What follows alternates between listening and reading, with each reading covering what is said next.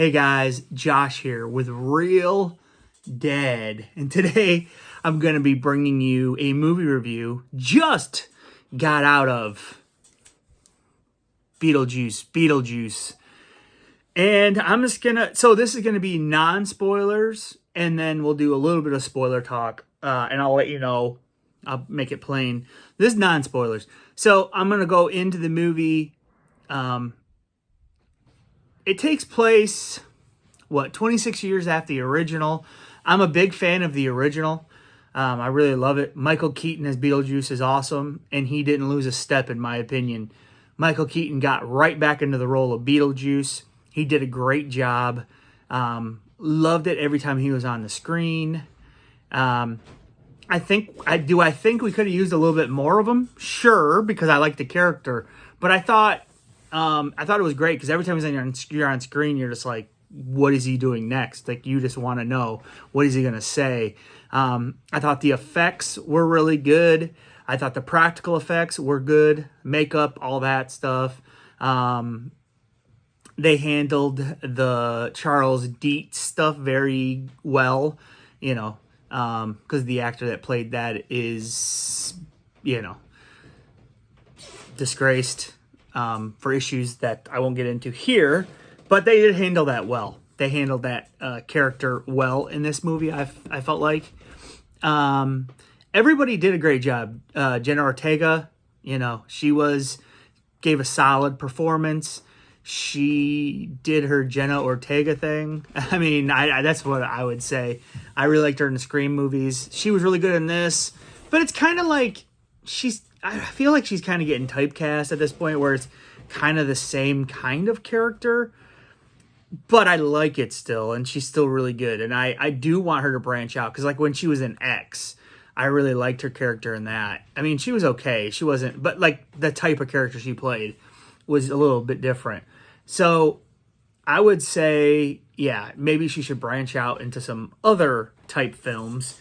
I was telling my wife on the way out of the movie that there was rumors that she was seeing Johnny Depp, who is a guy that's like 40 years older than her. That's interesting, to say the least. But then I was also thinking, wait a minute, Johnny Depp and Winona Ryder dated as well. In the 90s? But yeah, Winona Ryder is in this. She is Lydia Dietz, and she does a great job. She did a great job as the character. You can definitely see the character being this way, grown up. And then you had the stepmother. Gosh, what is her name? I can't think of it right now, but I just can't. But yeah, she was really good, the stepmother. I liked her, Kevin, that lady. Catherine O'Hara is her real name. But she was really good as well in this. I liked her character actually a lot more in this than I did the first one, just her character. There is a guy that plays Lydia's manager / boyfriend. He is in this. He's got a ponytail and he's like 50. So,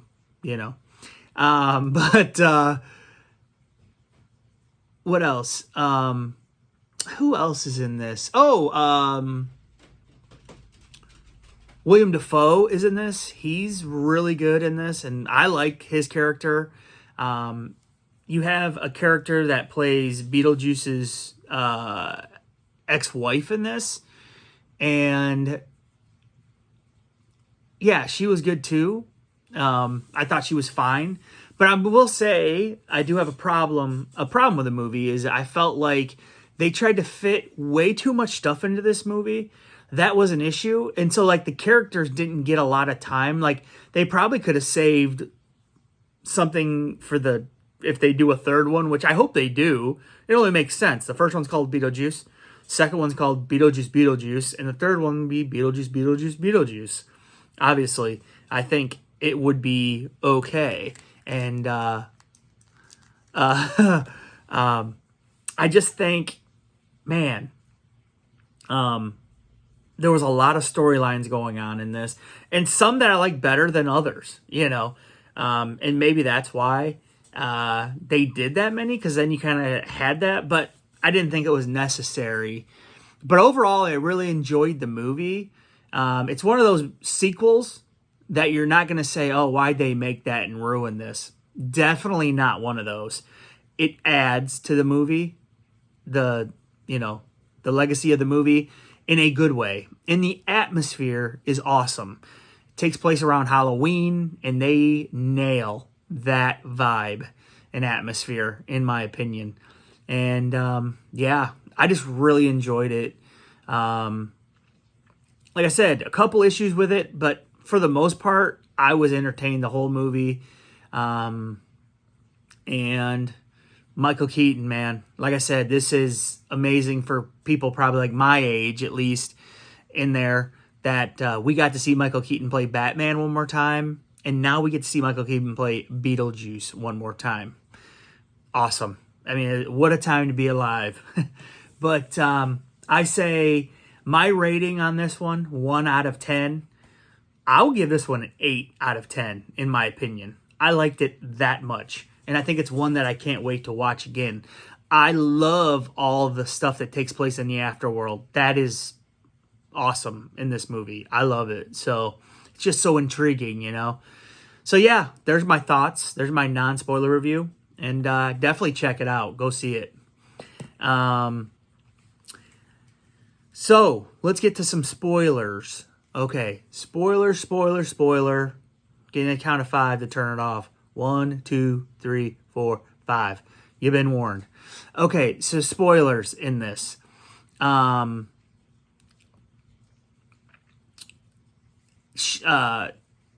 Ortega's character, Astrid,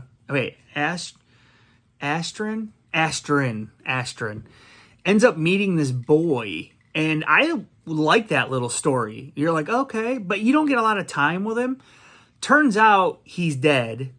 And he has, he's trying to basically live again. He like murdered his family and stuff. So he's not a good guy. And he's trying to trick her into thinking that he's good. And like he wants to swap souls with her. I like that. I actually thought that was actually really cool. The part that I didn't think needed to be in it was the whole Beetlejuice's wife thing. Where she's back, she's put together, she's sucking souls. And she's after Beetlejuice. It didn't need to be in the movie, honestly. That didn't need to be in the movie. I think everything going on was enough. And I understand that it created other things that happened in the movie, but I think that could have been worked around in. The lady that played the lady, that was cool. She was stapling herself together. That was neat. I love the cameo from Danny DeVito in this. And that had to be an homage to Penguin, because Danny DeVito played Penguin in Tim Burton's Batman Returns. There's one part where Danny DeVito drinks his stuff, and it looks like just a bunch of like black green ooze going down his face, and it just reminded me of when Penguin died and he had all that black stuff coming down his face.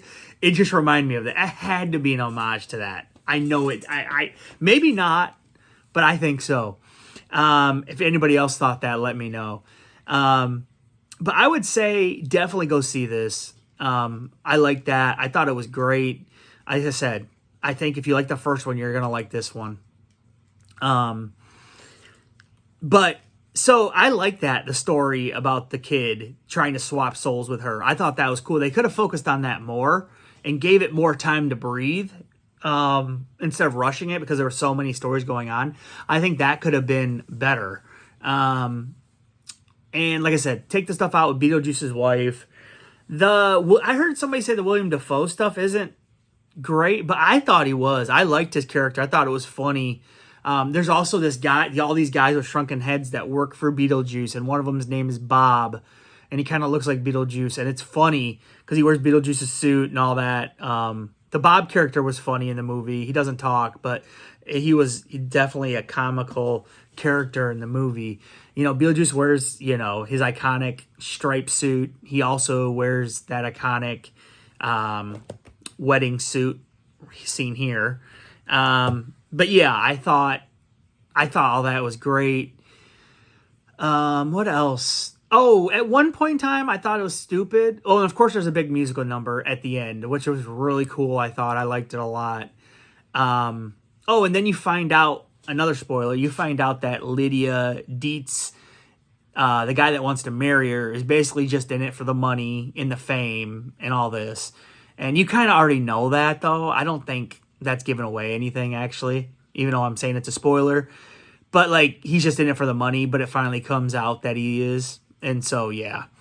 But, and then they just get rid of Beetlejuice's wife quickly. Like, it's nothing. Like, she just gets killed fast.